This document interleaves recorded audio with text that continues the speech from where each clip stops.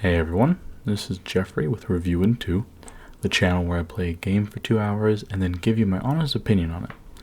Why 2 hours, you might ask? Well, I believe 2 hours is enough time to gauge a game's graphics, the performance, and the story without giving away too much.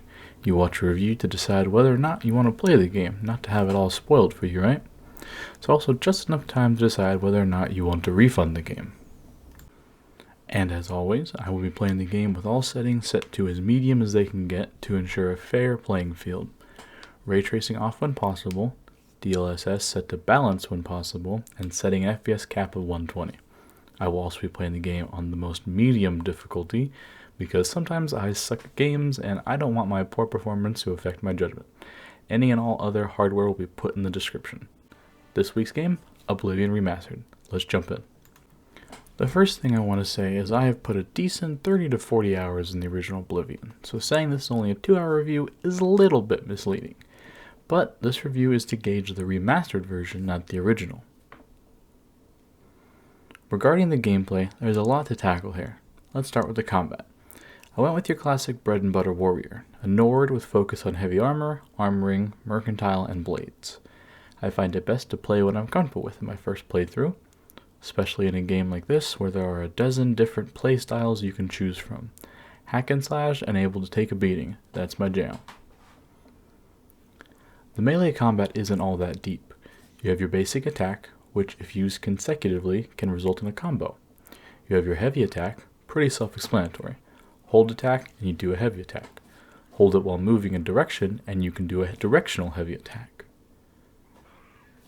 You can use your shield to block damage, and that's about it. Every swing of your weapon takes stamina, and heavy attacks take a lot of stamina. Blocking with your shield successfully also takes stamina. The main focus on combat for me was less on managing my health and more on managing my stamina. Should I block this attack and lose some stamina, or should I take the health damage and have the stamina for another attack? And should you ever drain your stamina completely, the enemy has a chance to knock you down, which of course is not good. Now, while it isn't the deepest combat in the gaming industry, there is something cozy about it. Facing off against goblins and imps in metal armor and a sword with a beautiful score in the background, you truly feel like a fantasy hero. With smaller enemies such as rats, you can manage a single swing to kill, and at a certain point in my playthrough, I was able to forward heavy attack the basic rank-and-file goblin in the sewers and kill them in one hit also. It really made me feel that sense of progression and increase in strength. In addition, the combos brought on by the consecutive swings of your weapon bring a bit of life to the, for lack of a better word, dull melee combat. I noticed the longsword class had a 3-hit combo, and the short sword had a 4-hit combo. And while I did not tangle with magic too much, I did use the heal spell quite a bit, and I do know that the magic can be quite in-depth to the point of creating your own spells. When it came to tougher enemies, such as the Dremora and the Oblivion Gates, or the time I tangled with the guards, it did turn into a war of attrition of sorts. While I did use my healing spell to augment my staying power, it was really just a race to see who could swing and deal damage faster than the other. It is possible this was a level issue, as I know in a lot of games the guards are supposed to be much higher level than you to provide incentive towards not fighting them. But some of the Dremora I fought definitely took longer than the average enemy, while still doing about the same damage as a lower leveled enemy. Moving on to the leveling system. The original Oblivion had a unique leveling system where you'd gain experience and a skill by using it. Run a far distance or jump a lot, you'll increase your acrobatics or your athletics. Repair your armor or use a blade to damage an enemy, you'll increase your armor skill or your blade skill. It really makes you feel like there's a purpose to using a specific skill a lot. And the remaster keeps this system and improves on it. In the remaster, skills level up as you use them, and each increase in skill adds to your general level increase. Once you hit enough experience, sleep, and upon waking you'll be met with your level up screen. You can have 12 points into any of the 8 attributes with a catch. You can only choose 3 of the 8 to put points into, and the 3 of those 8 have to be split between 5, 5, and 2. Lastly, I want to talk about bugs. I know Bethesda games have a bit of a reputation for having bugs, most of the time being exploits or silly interactions more than anything. But I am glad to say I only really experienced one bug. During the siege of Kvatch, after we had taken the courtyard, I could not seem to progress the quest. Savlian would just keep yelling, "Take the courtyard," every time I tried speaking with him, while everything around him was dead. Bethesda has always had a strong story writing team in my opinion. I enjoyed the Lone Wanderer's story in Fallout 3, I enjoy the lore and writing of the Elder Scrolls universe, and although only published by Bethesda, the Doom's universe's lore always intrigued me. Oblivion has had its story touted and praised since its original release in 2006. The remaster does not change these story beats, it simply improves upon the experience by making everything else in the game graphically better.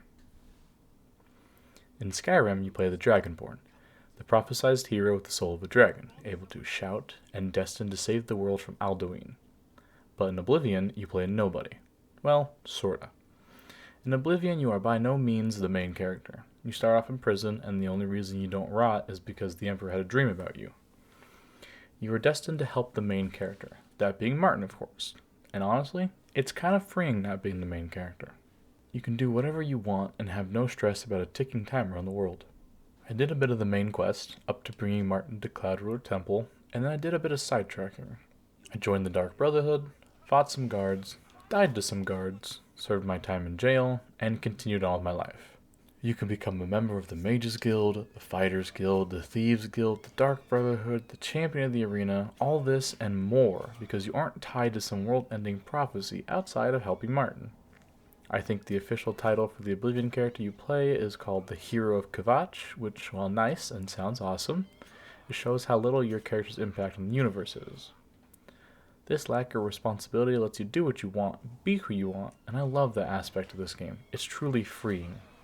Oblivion Remastered runs in Unreal Engine 5. Sorta. The original Gamebryo engine runs the gameplay and logic part of the game, while Unreal Engine 5 handles the visual aspect. But since this is referring to the graphics of the game, we're going to base it off Unreal Engine 5. To start, the game looks unreal. Pun intended. Unreal Engine has a beautiful track record of lighting and texture work, and it shows in this game. The devs clearly love this project as the original gear, set pieces, and effects have all been improved upon and graphically look gorgeous. And this is all on medium settings. The texture on the stones in the sewer, the metal on the swords and armor, the fire and brimstone in the Oblivion gates, it all is stunning. Unreal Engine does have its issues, but when put in the hands of devs like these, it really shines. When traveling between quests, I found myself just stopping and walking through the trees in third person, taking it all in. The team at Virtuos really outdid themselves with recreating this beloved game, down to some of the finest details. And a large improved aspect is facial animations. It's no secret that some games will brush over this feature and not even try to sync lips or give emotion to the speaker. But this is not the case here.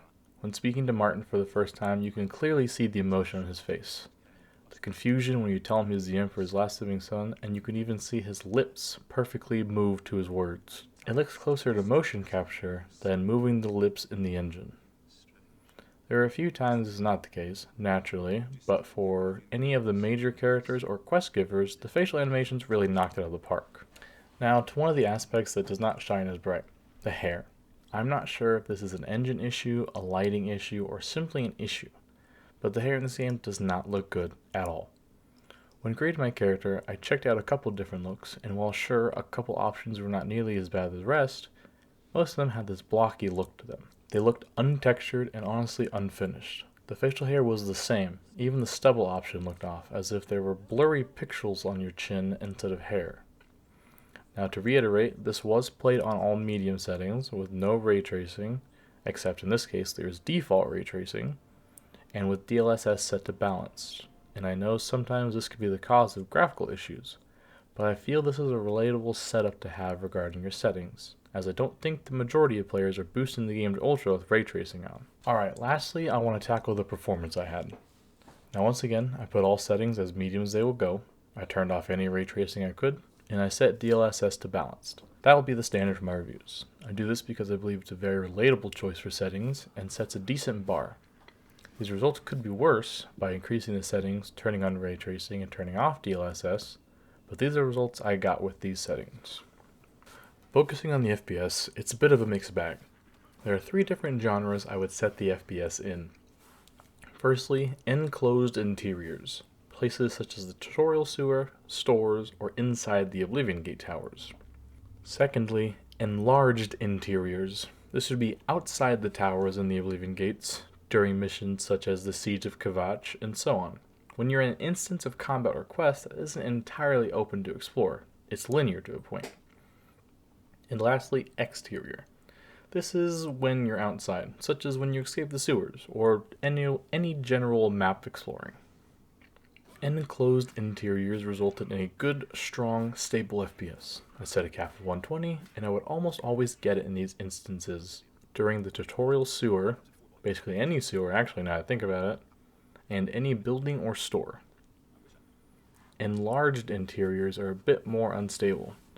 For example, in an Oblivion Gate, while they are slightly different gate to gate, I don't think the performance change would be massive enough to document each one.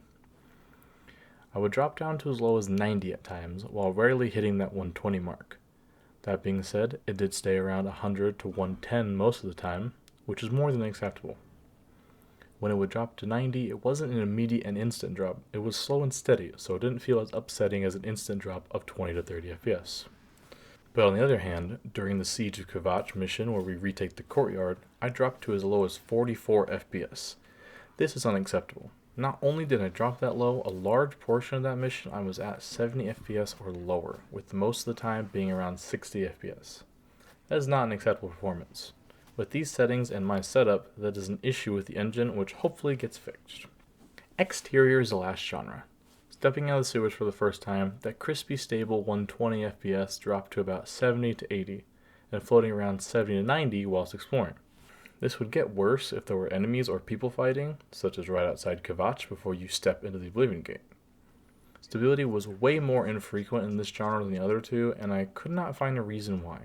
Just exploring and looking at the world, this FPS could be tolerated, but when you need to fight in this genre, it's downright miserable.